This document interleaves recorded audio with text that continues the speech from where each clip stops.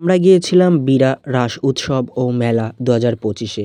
এখানে যেতেই মোটামুটি যেহেতু এটা রাস উৎসব সেহেতু এখানে শ্রীকৃষ্ণের প্রেমলীলা থেকে শুরু করে জীবন কাহিনী সমস্ত কিছু সুন্দরভাবে তুলে ধরা হয়েছে। শ্রীকৃষ্ণের মাতৃশাসন থেকে শুরু করে শ্রীকৃষ্ণের ননী সেবন, শ্রীকৃষ্ণের ননী চুরি, এমনকি শ্রীকৃষ্ণের গোচারণ সমস্ত কিছুই সুন্দরভাবে তুলে ধরা হয়েছে। তার থেকেও বড় কথা এখানে তুলে ধরা হয়েছিল প্রভু নারায়ণের এক ছোট্ট প্রতিস্থাপন। বলা বাহুল্য একদিকে ছিল মেলার এই রাস আর অন্যদিকে ছিল দোকান।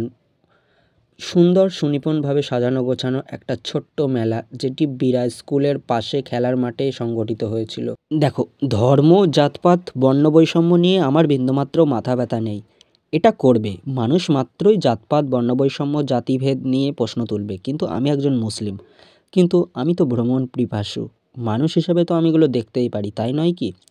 আমি যদি ঘুরে এগুলো দেখি আমার কি খুবই কি জাতে আঘাত পড়বে, নাকি ধর্ম বর্ণ আমার ক্ষতি হয়ে যাবে? কিছুই হবে না। তবে হ্যাঁ, সব ধর্ম সবার কাছে ভালো। ধর্মভেদ জাতিভেদ এগুলো আমি একেবারেই পছন্দ করি না। মানুষ হিসেবে তুমি কেমন, মানুষ হিসেবে তোমার বৈশিষ্ট্য কেমন, তোমার আচার আচরণ কেমন, অন্য মানুষের সঙ্গে তোমার মেলামেশা কেমন, সেটাই বিচার করে। তো সেসব প্রসঙ্গে না গিয়ে এবার আসি আমরা এই মেলার দোকান।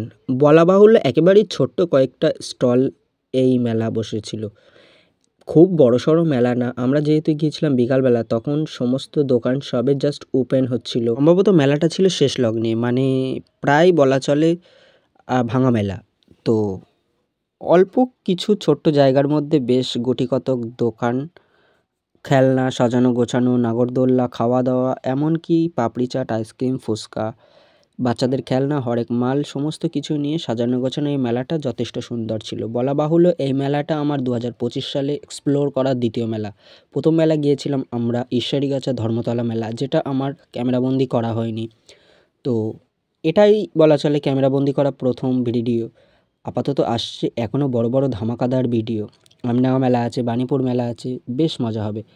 আর সবথেকে বড় কথা হচ্ছে গিয়ে জীবন ছোট, ঘুরে দেখতে হবে।